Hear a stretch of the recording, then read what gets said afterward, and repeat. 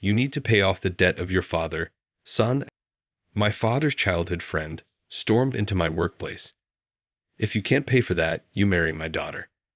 I am going to stay right here until you agree to date with her. Getting back the money he lent is not his real purpose.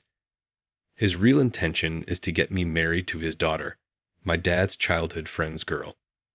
But why is he so persistent in pushing a date with his daughter? I was getting more curious about the hidden reason behind his action. My name is Ain Bradford. I am 28 years old, and I work at a factory. My dad started a small factory when he was my age, and together with my mom, they've been running it ever since. In the neighborhood, there is a man named Bob Miller, who is a childhood friend of my dad's, running a factory in the same industry.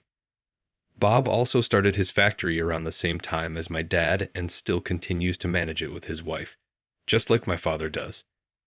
Our family and Bob's family are close, sharing resources and manpower when one business falls short. Bob's daughter Emily is the same age as me. We've been childhood friends, attending the same school from kindergarten to junior high school. I have been harboring feelings for Emily since kindergarten. Emily and I were each other's first loves during our kindergarten years. I used to cry my eyes out from the loneliness of having to part from Emily after school, much to the dismay of my teachers and my mom.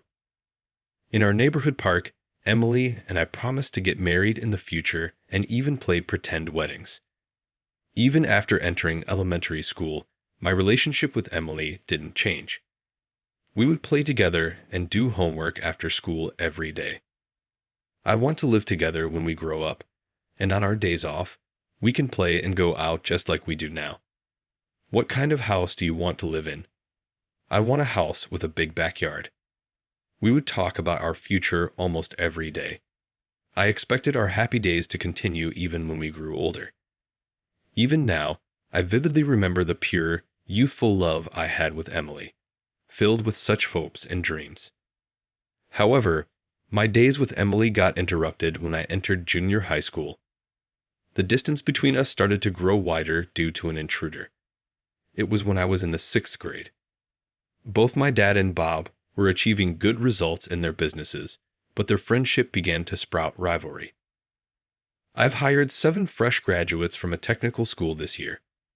My business has been doing well recently, so I've increased the manpower, Bob said.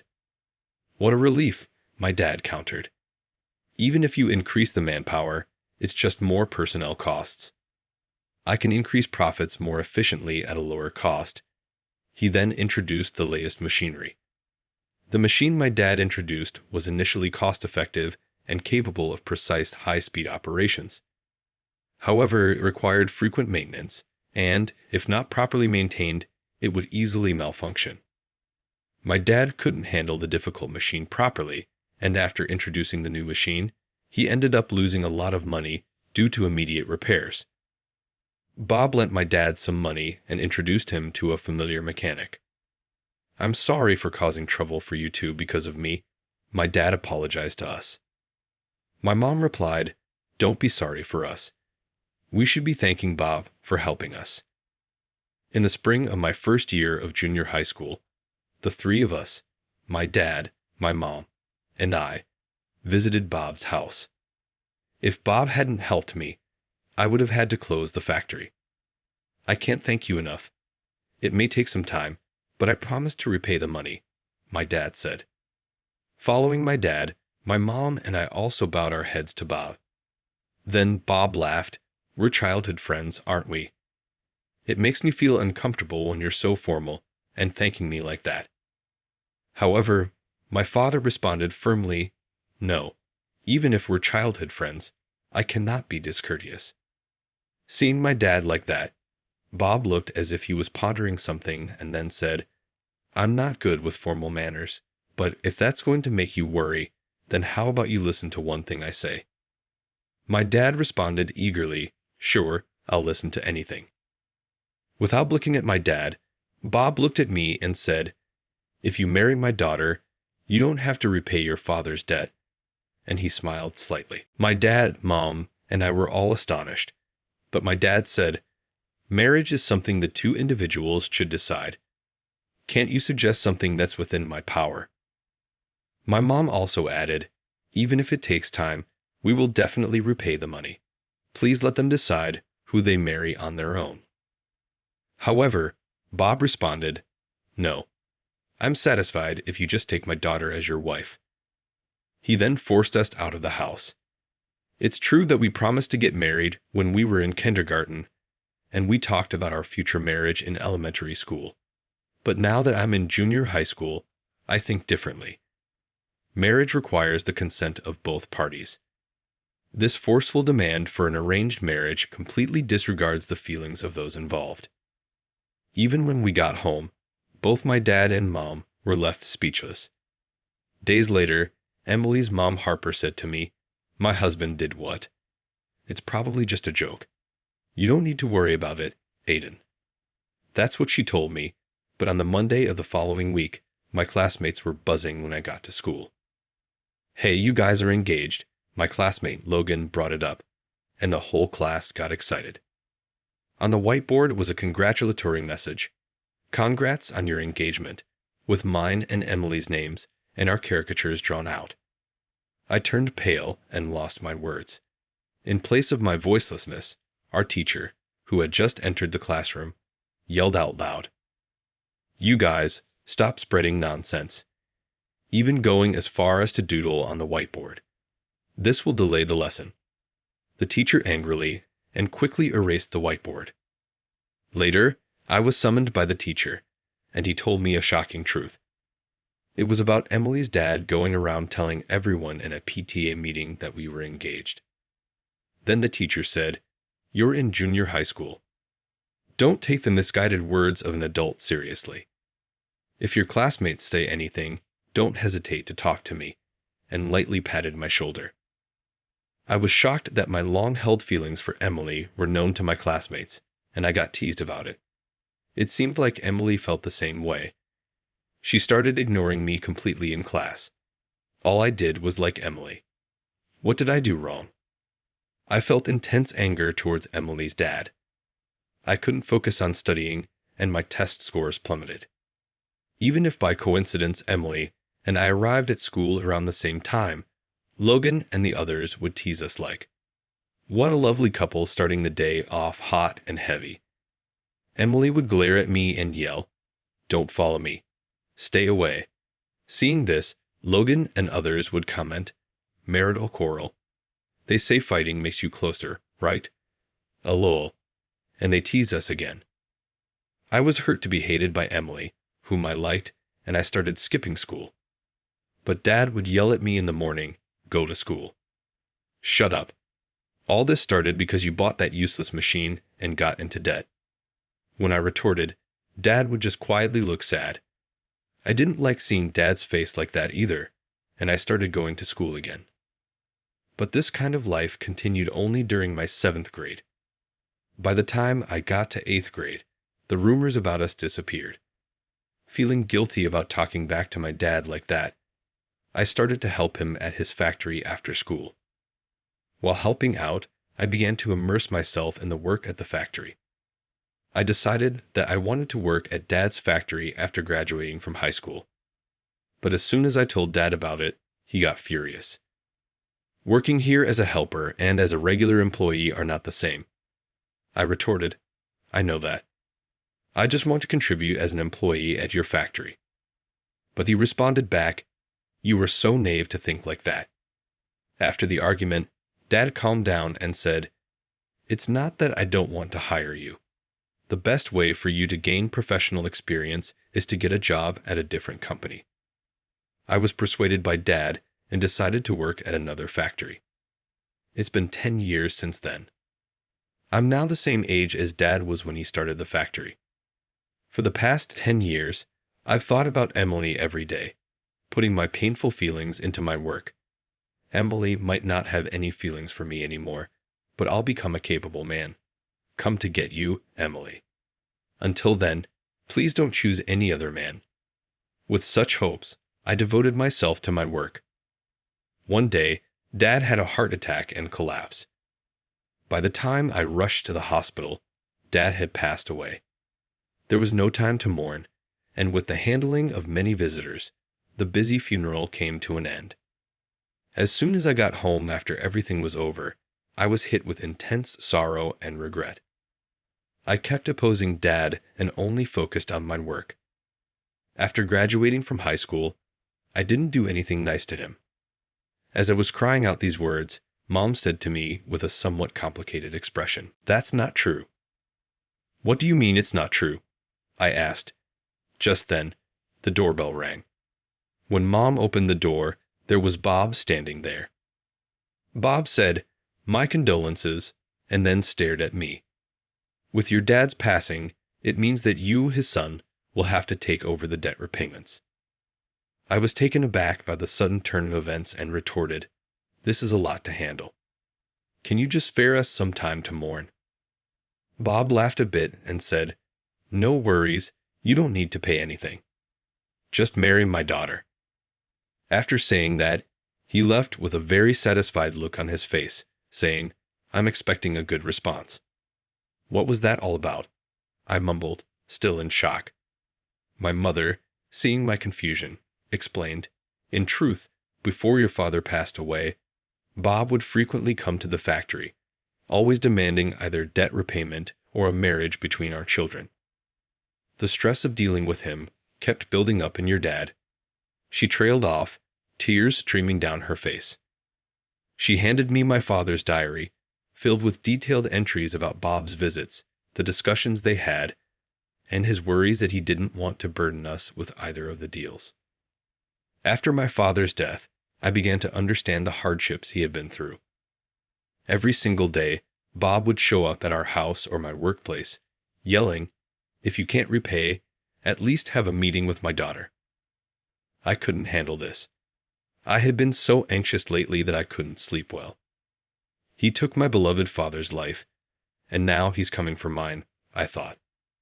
Fear of Bob led me to agree to meet his daughter, Emily. Again, I realized I hadn't spoken much to Emily since graduating from elementary school. Plus, I worried she might still hold a grudge because of the trouble in junior high school. However, I was still in love with Emily. I was looking forward to seeing her, but was also filled with anxiety about the meeting. At the meeting, Emily said, "Hello, good to see you again," in a strangely distant manner. She must dislike me for real, I thought to myself, and I lost my words as our parents chatted amongst themselves. The meeting continued in silence. "Well then, why don't you two talk things over?" At the words of Harper, the moment my mother and Emily's parents left the room, Emily's face, which had been dispirited until now, suddenly brightened up. "I'm sorry about my dad. He can be quite pushy. There's something I want to discuss with you," she said, passing me a note with her phone number on it. As I was about to respond, Bob opened the door and walked in. "You two have always been close. There's no need to discuss anything now. So, what are you going to do?" he asked. It had only been a minute since we'd been alone. I felt a great sense of regret for the lost opportunity to talk with Emily. However, I now had Emily's contact information.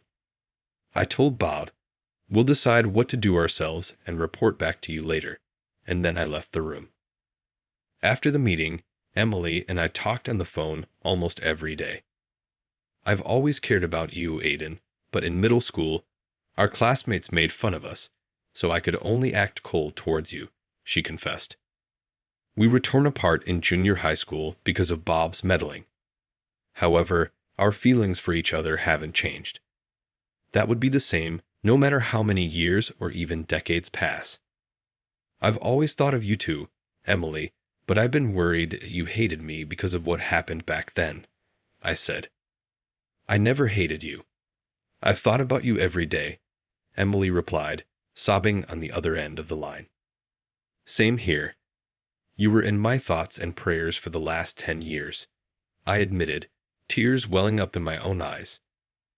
As we confessed our feelings for each other after 10 years, my heart filled with feelings for Emily. A question suddenly came to mind. Why has Bob been so forceful about us getting together? The answer to my question came quickly in my conversations with Emily. Apparently, Bob had been eyeing my father's factory's state-of-the-art machinery. My father's factory had been in financial trouble and had debts, but it was equipped with all the machines Bob had ever wanted but couldn't afford. My father was a skilled craftsman, but was not adept at machines. Bob would look at the unused machinery in my father's factory and would say, "What a waste. If it were me, I'd make full use of them," and had set his eyes on them for a while. His plan was to take me in as Emily's husband, make me work for free, and take over the factory and the machinery. Plus, he was aiming to receive my father's inheritance. All of Bob's scheming was documented in the materials Emily showed me. So, even with a little debt, if you get your hands on that machinery, you could make a profit many times over. I read a part of the materials out loud, stunned. In a voice filled with anger and sorrow, Emily told me, I believed in him, even though he's pushy sometimes, that he'd try to make things work with you and me for my sake. But since I was in high school, I began to suspect his persistent actions and started doing some research. Stunned and speechless, I listened as Emily continued. There's evidence of my dad's wrongdoings. I can't forgive him anymore. I'll expose him. Surprised by Emily's words, I asked, "Then will you let me help you?" Emily and I went to a lawyer's office with the documents of the master plan created by Bob. I knew you were stubborn and twisted, but I didn't think it was this bad. I can't be with you anymore, Bob, I said. Bob, informed about the divorce by his wife, stormed into my office. The sound of crashing vases and paddles echoed throughout the office, followed by the screams of the staff. Following Bob's arrest by the police for property damage, his factory workers reported to the labor board how Bob harassed them to work overtime unauthorized. Losing his skilled craftsmen, Bob's factory went out of business in no time. Emily and I officially started dating and are now married. There was a time when things were so hard that I almost gave in to my parents' demands. But I'm glad I stuck to my beliefs, Emily said. The 10 long years of not being able to be together only strengthened our feelings for each other, I replied. After our marriage, we continued to share our thoughts and feelings with each other. After getting married, I quit my job at the factory and took over my father's. Emily started working as a secretary in my factory. After our marriage, we support each other in our personal and professional lives. We respect each other as individuals, nurture our relationship, and lead a happy life. All right, everyone's presentations are done. Nick, the manager, said as he tried to move the discussion forward. Excuse me, I haven't. I recently found out something. Nick interrupted me and began to speak. There's apparently someone in this department who didn't graduate high school and is just a part-timer. Meetings should be for employees only. Absolutely right. His lackey, Mike, of course, agreed with Nick. I'm leaving. After leaving the meeting room, I started to shut down my computer. I noticed that an email had arrived, not in my personal inbox, but in the company's shared email. Thinking, there's no point in speaking up, no one will listen, I went home quietly. The next day, I heard a commotion from Nick's desk. He was staring at his computer screen, his face pale. Nick? Is something wrong? Mike looked at the screen with him. And he turned even paler than Nick. Why is he so angry? Knowing the reason for Mike's distress, I thought to myself, serves them right. My name is Adam. My mother passed away when I was in the 9th grade, and I was raised by my father. Well, you could hardly call it being raised. After my mother passed, my father changed. He drowned his sorrows in alcohol, and though he still went to work, he squandered our living expenses on horse racing. Because of that, I had to start working part-time as soon as I entered high school. Every month, I went to the convenience store with bills in hand that couldn't be auto-deducted from my father's account. Even though I endured it because I didn't want to be alone, I reached my limit in my 2nd year of high school and dropped out. I found a live-in job at a distant inn. Thank you for everything. The day I left home, my father, still staring at the TV, spoke. Take care. That was our last conversation. Back then, 18 wasn't the age of majority, so I needed my father's permission to work, and I couldn't hide my place of employment. Yet, my father never visited me even once. I kept working just to survive, and before I knew it, I was 42. Years of hard work paid off, and I was transferred to the headquarters. I was thrilled to be recognized by the company, as I thought I'd be working in the field until retirement due to my lack of formal education. Listen up. Our work can change the future of our employees. Don't drag us down. On my first day after the transfer, Nick, dressed in an expensive suit, spoke sternly. There was a reason for this. Our inn was located in a prominent tourist destination, known so well that everyone in the state could sing its commercial jingle. At its peak, we had 5 locations within the state. But that was long ago. Due to financial difficulties and aging facilities, only the place where I had worked for many years and the original establishment remained. I was prepared to lose my job anytime, but now there was a glimmer of hope. With the rise of social media, the tourist area where the inn was located started gaining attention again. Depending on how hard the sales department, where I was transferred, worked, we could either thrive or be forced to give up this prime location to the new hotel chains continuously popping up. For Nick, who had switched careers from another industry to strengthen our sales, this was a battle he couldn't afford to lose. I understood why he had to be strict. I will do my best. Nick sneered at my enthusiastic declaration. Did you not hear what I said? I'm sorry. I thought I was listening carefully. Out of habit from years of customer service, I apologized reflexively, though I had no idea what had offended him. Someone was watching me with a smirk. In this department, there are those who are expected to excel and those who have been shoved here because they have nowhere else to go.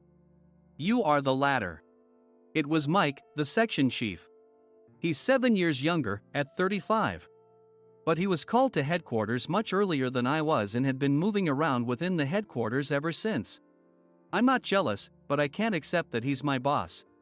Graduating from a prestigious university, he has an unusually high pride and caused many problems as a newbie, making things very difficult for me when I was the front desk leader. When I found out Mike was transferred to the sales department a month before me, I was disheartened. Mike is right. With just a middle school diploma, there's not much you can do.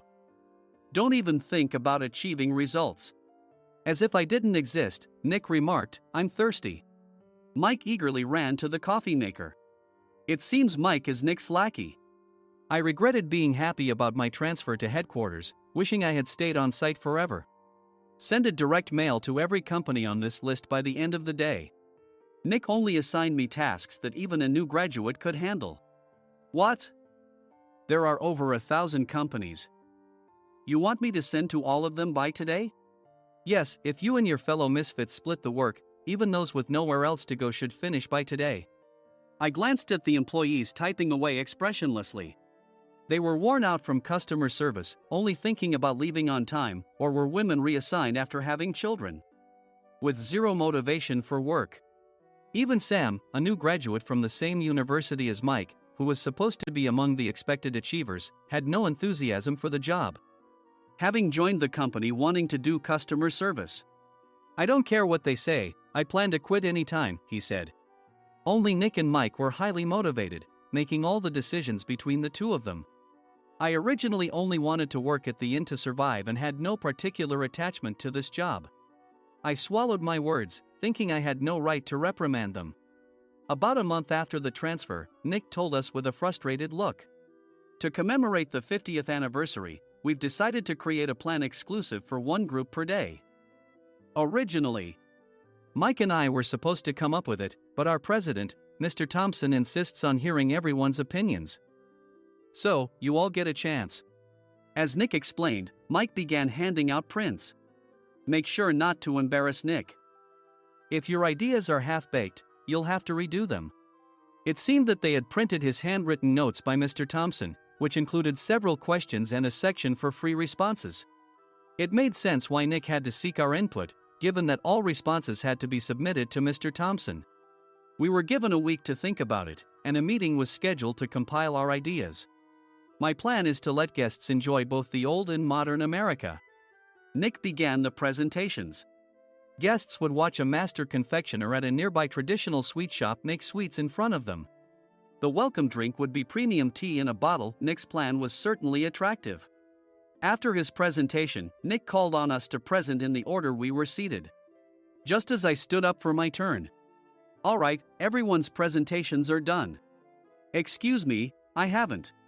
I recently found out something." Nick interrupted me. "There's someone in this department who didn't graduate high school and is just a part-timer." He was likely talking about me.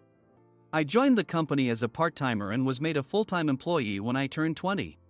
That was 20 years ago, so Nick and Mike probably had no chance to know until recently. Meetings should be for employees only. Absolutely right. After that, Nick kept creating opportunities to solicit everyone's opinions, purposefully excluding me from speaking.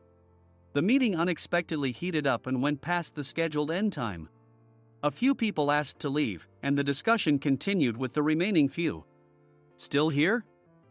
Normally, you'd leave in that situation. Though I had no attachment to the job initially, hearing kind words from customers made me want to make them happier. For someone like me, with nowhere to go, the inn was my home and customer service was my life. I felt pathetic about my current self. "I'm leaving." I left the conference room and started shutting down my computer. I noticed an email had arrived, not in my personal inbox, but in the company's shared email. Thinking no one would listen to what I had to say anyway, I quietly went home. The next day, while preparing the DM as instructed, I heard a commotion from Nick's desk. In his haste to stand up, he hit his knee on the desk. He stared at his computer screen, his face pale. "Nick! What's wrong?" Mike, thinking he should be the first to rush over, approached Nick while still wearing his coat. He peered at the screen with Nick. And he turned even paler than Nick. Why is he so angry? Who is responsible for this company?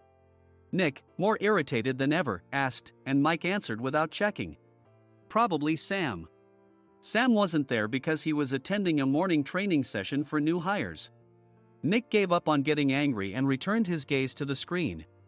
They were looking at an email that arrived right after the end of the working day yesterday. Apparently, no one, including me, had checked it before leaving. The email was from a large company that used us for their annual employee trips. The president and executives of that company also frequently used our services personally. President of the company, Mr. Mason himself had declared that neither he nor his company would ever use our services again. Well, some companies cancel their employee trips or stop using our services due to financial struggles. Let's just move on. Mike kept wiping the sweat from his forehead with a handkerchief. Knowing why Mike was so agitated, I quietly watched their interaction. "Do you know how much revenue we get from that company? We can find other guests to fill the rooms, but we'll lose the banquet costs, gift shop revenue, rental car fees, and more. Moreover, the gifts were supposed to be prepared by the traditional confectionery shop involved in Nick's proposed plan. If it's known that we incurred such a huge loss at this critical time, Nick's position in the company would be jeopardized." Nick took a deep breath, seemingly trying to calm himself. "All right, Mike. Go to New York right now and apologize to Mr. Mason." "What? You're coming with me, right? I have urgent work to do." "I trust you, which is why I'm entrusting this to you." "Please." Mike, believing Nick's sincerity, agreed with a determined look on his face, saying, "Yes. That's Nick for you." Even if Mike went to apologize, Nick would shift all the blame onto him if the client didn't change their mind. Well, it was Mike's fault to begin with, so it served him right. About 3 hours later, Sam answered a call from somewhere and repeatedly apologized, saying, "I'm very sorry." Everyone watched to see what was happening. After ending the call, he informed Nick with a weary tone. When Mike arrived at the client's company, he only made things worse, further infuriating Mr. Mason. He was demanding, "Get his boss here immediately." It was no wonder Sam was exhausted, dealing with such a call right after returning from training. "What is that idiot doing?" "All right, Adam, you're coming with me. If sacrificing Mike didn't work, then I must be next." Normally, I'd want to refuse at all costs, but I saw an opportunity in this situation. "If I can be of assistance, I'd be happy to join you." I obediently followed Nick, and we flew to New York. When we introduced ourselves at the reception, it became clear how serious the situation was, as the receptionist personally escorted us to the president's office. Angry voices leaked through the door, making both Nick and me uneasy. "Excuse me. I'm Nick, the supervisor. I understand my subordinate has caused you trouble, and I deeply apologize." Nick, with his experience in the corporate world, knew enough to offer an apology before excuses. However, his customer service skills left much to be desired. I sighed as I saw Mike trembling like a small dog in the corner of the room. "What kind of training are you giving your subordinates?" Mr. Mason glared at Nick with a red face. The intensity of his gaze made even Nick take a step back. Regrettably, I joined this company only 2 years ago and was unaware of Mike's issues. I should have identified his shortcomings sooner. Indeed, I should have realized sooner. No sensible person would come to apologize and then give a lengthy presentation on the drawbacks of not using their in. Nick froze, his mouth slightly open. Suspecting the worst, I picked up the documents that had fallen to the floor. It seemed Mike hastily prepared these documents on the plane, listing the disadvantages. Disadvantage 1: if you change the venue for the company trip, employees might suspect it's for cost-cutting reasons, leading to a negative impression. Reading it aloud half-jokingly, Nick snatched the papers from my hand and checked the contents with a furious expression. Among the stack of documents was a receipt from a nearby convenience store's copy machine. I felt a pang of dread, hoping he hadn't shown the receipt as well. What do you think he said when I asked what kind of nerve he had to do this? I'm very sorry." Faced with the dire situation, Nick must have thought there was nothing left to do but apologize. In a voice smaller than I'd ever heard from him, he uttered words of apology. He said, "I'm a Harvard graduate. I don't believe I said anything wrong." "Mike, what have you done?" Forgetting his plan to pin the blame on Mike, Nick yelled loudly, even in front of Mr. Mason. "I didn't do anything wrong."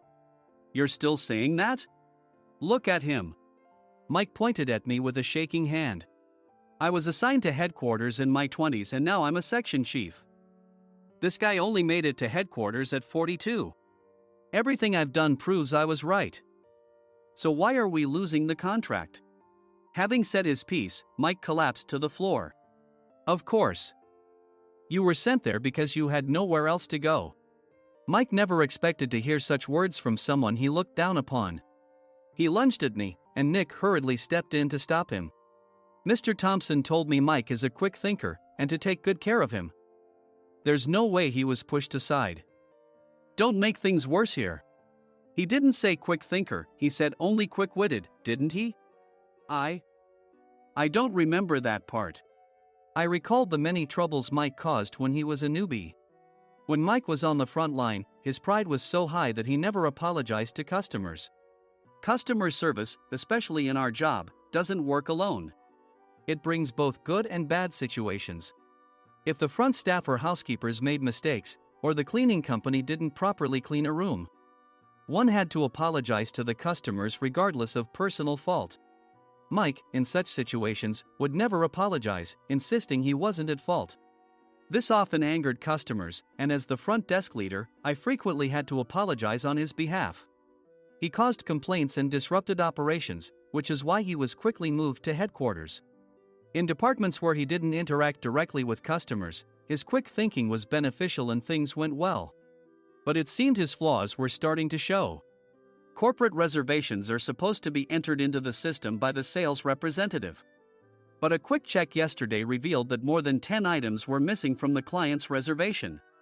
The handover document clearly stated what needed to be prepared. Why didn't you enter it into the system? Why do we have to give them special treatment? Filling rooms near the banquet hall, setting up all the food in advance. Specifying the brand of wine, they're too demanding. No wonder he always angered customers, I thought, feeling a headache coming on. Grouping them in rooms near the banquet hall is for our benefit too. It makes it easier for the staff to set up beds and serve breakfast since everyone's schedule is synchronized. As for the other requests, Mr. Mason suggested them to lighten our load. I didn't know that. Nick finally seemed to realize that Mike was the one who had angered the client. What did you say to them? I just told them we wouldn't give them special treatment anymore. We shouldn't waste effort on things that don't bring in money. I was utterly exasperated at his lack of understanding of customer service. Of course, we shouldn't comply with unreasonable demands. But carrying over successful practices from past stays makes customers feel remembered and enhances their experience. Good memories encourage repeat visits. That's part of our job. I looked down at Mike, who was sitting on the floor. In our job, nothing is a waste. Mr. Thompson likely moved you to the sales department, hoping you'd finally understand this. How do you think he feels now that you've failed to meet his expectations? Mike, tears in his eyes, fled the president's office. I was amazed he still hadn't apologized. You have it tough, Adam. It's okay, we're all employees of the same company. I deeply apologize for this disrespectful incident. Especially after all the care you've shown us. If it weren't for you, Adam, I really would have stopped staying here. When I heard you were moving to the sales department, I was willing to reconsider if you handled it. Seeing us talk so amicably, Nick's face contorted. Do you two know each other? Adam's service is excellent. I always requested him specifically. Normally, we don't accept specific staff requests, but we made an exception for Mr. Mason, adjusting my shifts accordingly. He had personally stayed at our hotel just before my transfer, and during casual conversation, I mentioned, I'm moving to the sales department soon. If I hadn't told him then, things could have been much worse. Please continue to take care of us. I look forward to it. On the return flight, Nick awkwardly offered me a can of beer. It's still working hours. Of course, I had no intention of forgiving him for a single beer. Nick might try to pin everything on Mike and avoid any consequences. While pondering this, a startling fact came to light. Nick, the tea bottles for the plan have arrived. I handed Nick a bottle labeled with our inn's name. They look good. What are you talking about? These are plastic bottles. I had assumed we would use the trendy, high-end bottling tea. But what arrived were ordinary plastic bottles of tea with customized labels. The only unique aspect was the label, which had the inn's name, making it look customized. Upon further investigation, I discovered that a substantial amount of money was set to be paid to the tea company. It was priced like bottling tea. Does this plastic bottle really cost $100 each? The tea inside is specially blended for us. The extra cost is for that. Wouldn't it be better to use another tea company? Or is there a specific reason we must use this one? As Nick continued to make excuses, I showed him a printed email. I informed the tea company's president, Mr. Mitchell, that we discovered irregular payments and he confessed. He said you two were high school classmates and planned to split the extra money. That idiot. Why did he confess? That's not important. You should worry about yourself, this could turn into a police matter. Opening the bottle cap, I suggested. How about calming down with this tea? It supposedly has a relaxing effect. Nick drank the tea frantically. In the following days, decisions were made about their fates. Mike was reassigned to the General Affairs Department, with no chance of transfer or promotion, as per Mr. Thompson's orders. As for Nick, since the payment to the tea company hadn't yet been made, he narrowly avoided legal trouble. Instead, he was encouraged to leave the company, and to avoid further complications, Nick submitted his resignation. Rumor has it that connections between HR departments have made it difficult for him to find new employment. Even though it was good to have those two gone, something unexpected happened in the sales department. Everyone became motivated and united in refining the 50th anniversary plan. In the end, my plan was adopted. We collaborated with the Tourist Information Center to provide personalized guides. The plan, tailored to the number of guests, was truly special for the 50th anniversary. Hey, is Adam's family coming to stay? I immediately booked that special plan for my family. Sam noticed it on the reservation list and quickly picked up on it. Yes, I'm inviting my father. That's great. I might invite my parents too. I lacked the courage to face my father just as Adam. But here, with the confidence Mr. Mason praised, I felt ready. The 50th anniversary plan was a perfect opportunity to reconnect with my father. I hope to bring back the days when we could laugh together as we once did.